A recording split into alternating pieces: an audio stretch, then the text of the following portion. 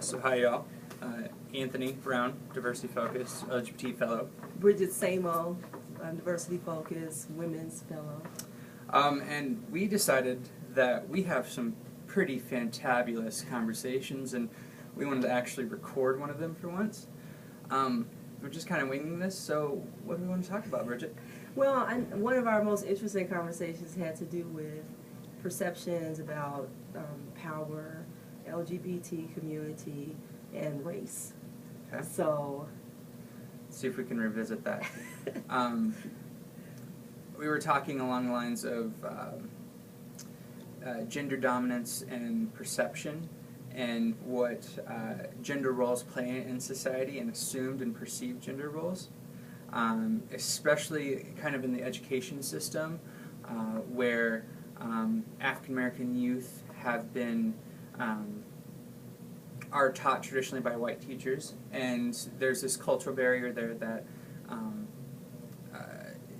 we're not educated about, and so it's perceived to be as acting out by the youth, and so there's a lot of office referrals and repercussions for the acting out. So is that kind of where we want to go?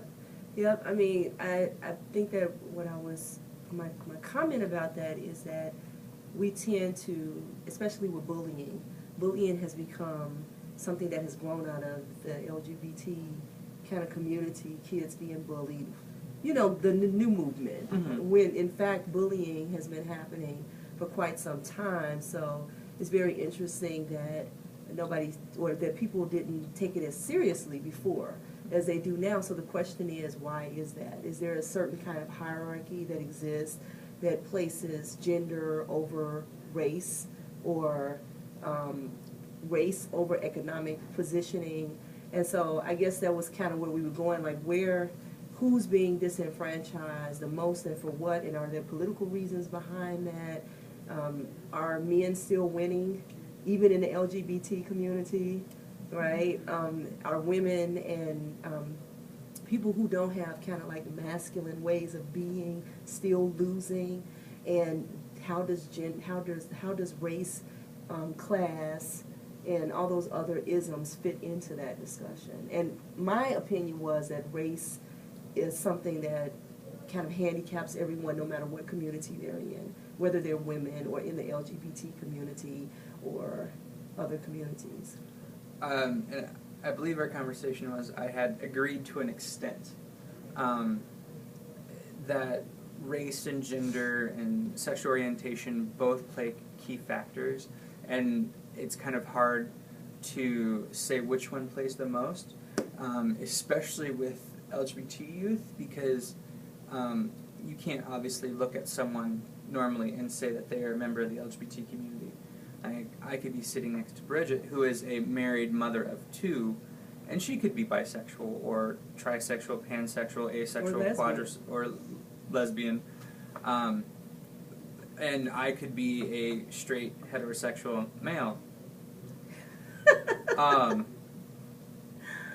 But it kind of, going back to this dominance thing, we as a society, just in general, play this dominance role of what group is going to be dominant over another, and that's not what equality is. Even within the LGBT community, we have traditionally been led by gay white men, and because that was the type, I guess we'll call it a type, that would be more easily accepted by the other men, white male power in our society. When there are actually some fantastic, African American lesbian leaders, Wanda Sykes, she's awesome. That's all I gotta say about her. And have we really ever figured out if Whoopi is? I'm sure. I mean, look at me being all stereotypical, but I just feel like yes. Okay. And that's fine. We love you. We absolutely do. I will have a beer, and I'll play with your dreads or something, or braids. Is it dreads or braids? She has braid dreads. I think they're partially dreaded and partially braided. See, my lack of cultural awareness between That's other an communities. entirely different conversation. But I don't mean to cut you off, but I think that that's exactly the point when you were saying we're sitting here and I'm identifiably black. And you're not necessarily you made a face, but if you wanted to perform masculinity in the way that people think of masculinity, Yes. you could, Yes. if you wanted to, but I can never perform whiteness. Or I can never Over the perform, phone you probably could. Maybe. I have a very Chicago accent, and it's a very distinctive kind of Southern thing coming out. But if I practiced, I could. But visually, which is what discrimination is based on, right? It's really based on visuals. Mm-hmm. And visually, I can never pass in any other community. And so that's why I have a hierarchy about what keeps society back the most. There's a study that they did, we're going to talk about free lunch later. Mm-hmm. There's a study that they did, and they've proven that African American kids who receive free lunch are failing at a higher rate than white kids that receive free lunch, which means that there are more factors than just economic status, right? It's what are those other factors? Maybe for the girls, it's their gender that is inhibiting things, because I find as a professor that girls talk less in class. They feel less bold to make statements, and boys don't even have to have it completely right, I will stop you there and say I have 7 sisters, and I'm pretty sure that none of them are afraid to speak their mind in any circumstance.